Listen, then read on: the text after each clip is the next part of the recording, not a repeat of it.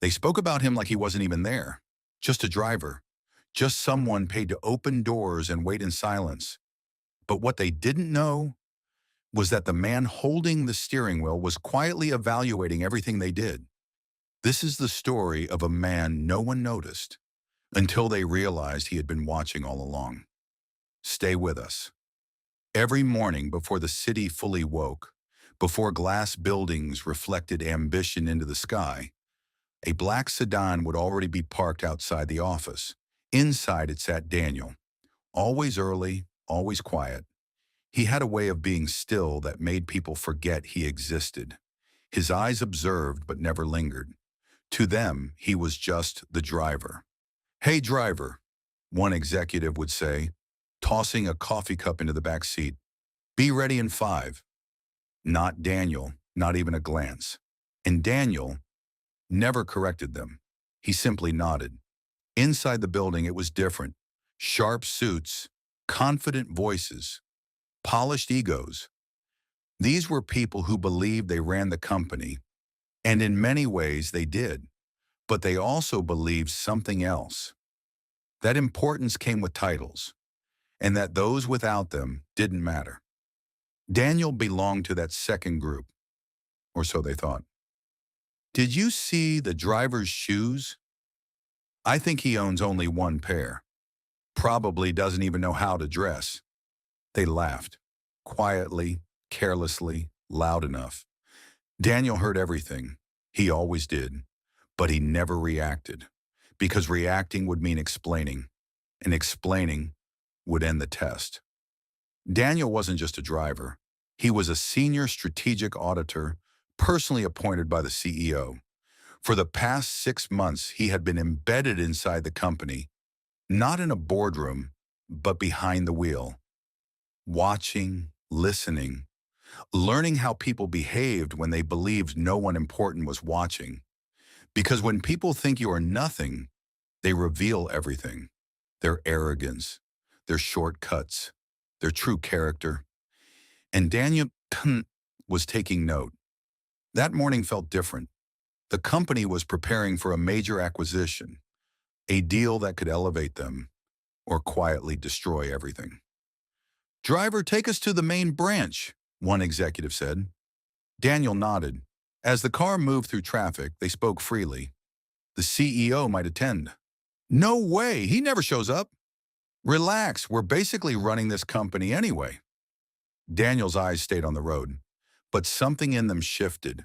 The conference room was ready, slides, numbers, confidence. The executives presented with certainty. But confidence is not the same as truth. Halfway through, the door opened, a man stepped in. Simple suit, calm presence. The CEO, everything changed. "Please," he said, "continue." They did, but now their voices carried hesitation, because someone was finally watching. When they finished, the CEO leaned forward. "How confident are you in this decision?" "Very confident, sir. We've analyzed everything." The CEO paused. "Have you?" He placed a document on the table. The room fell silent. Numbers didn't align. Assumptions collapsed. Then the CEO said a name no one expected. "Daniel." The room froze. "The driver?" A quiet laugh slipped out. The CEO didn't smile. "Bring him in." The door opened. Daniel walked in, calm, composed. But this time, he didn't stand by the door. He walked to the table. The room watched in disbelief. The same man they ignored now stood where they had been speaking from. The CEO nodded. "Would you like to explain?" When Daniel spoke, his voice was steady, clear, unshakable. He outlined the risks, the flawed assumptions, the missing data. He didn't attack. He didn't embarrass. He simply revealed the truth. And with every word, the room shrank, because this wasn't the driver. This was someone who understood their business better than they did. When he finished, silence took over. Then the CEO spoke. "For the past 6 months, Daniel has been evaluating this company." No one moved. I asked him to remain unseen, the CEO continued, because the true measure of a company is how it treats those it believes don't matter. No one could look at Daniel, because now, every joke, every insult, every careless moment meant something.